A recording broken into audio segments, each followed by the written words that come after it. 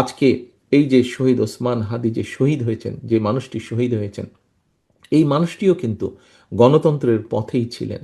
এই মানুষটিও কিন্তু আগামী নির্বাচনের একজন প্রার্থী ছিলেন, অর্থাৎ উনি একজন প্রার্থী ছিলেন।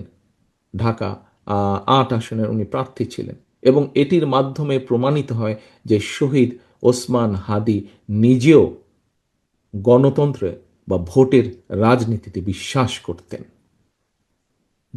করতেন উনি, এবং সেই জন্যই উনি নিজেও প্রার্থী ছিলেন।